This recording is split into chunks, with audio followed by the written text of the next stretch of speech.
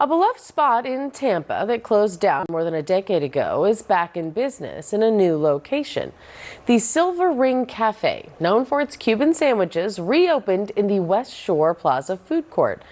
Spectrum Bay News 9's Nick Popham reports on the return of this restaurant. There's nothing like a Cuban sandwich in Tampa. While it's on many menus around town for years now, one of the original favorite spots in the city to get one hasn't been there. Instead, it's been in Riverview, where Dana Neville spends nearly every day slinging sandwiches. So we get the bread like this. Dana Neville is the owner of the Silver Ring Cafe in Riverview, a spot that's been around for decades in this shopping center, but was a staple in Ybor City long before that. I get calls from people all over the country. Do we ship? They grew up in Tampa. They grew up with their dads. Their grandfathers took them to the Silver Ring in Ybor. Everybody has a wonderful story about their memories. There are lots of memories for Dana, too. After all, the Silver Ring has been a part of the Bay Area since the 1940s. But through different owners, fluctuating rent costs, and retirements, the flagship Ybor store closed years ago, causing its presence in Tampa to disappear. That is, until this year.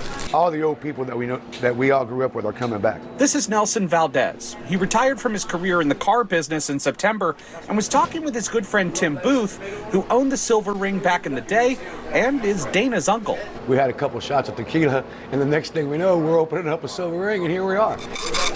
That's right. After more than a decade away from the city it originally called home, Nelson opened up a brand new Silver Ring Cafe in Tampa, inside the West Shore Plaza food court. People are driving from Plant City, St. Petersburg, Crystal River. They're coming to get a Cuban sandwich from the Silver Ring. When word got out that the Silver Ring was back in Tampa, Nelson says long lines formed around the food court for hours. Business has been great, Nelson says, because he wanted to keep the authenticity of what he loved about Silver Ring. I drove out to Riverview just to make sure it was the right thing. Man, I'm back in Ybor City. Nelson says he actually tried to find a place in Ybor for the cafe, but rent prices, according to him, were triple what he's paying here in the mall. If I could have opened in Ybor and found a spot that wasn't sky high, I would have done it, but they're crazy rents over there. For Nelson, he's just thankful he can bring a piece of Tampa's culinary history back to the city where it all began. So whether you're in a mall food court or a shopping plaza in Riverview, you're transported back to those fond memories with every bite. In Tampa, Nick Popham, Spectrum News.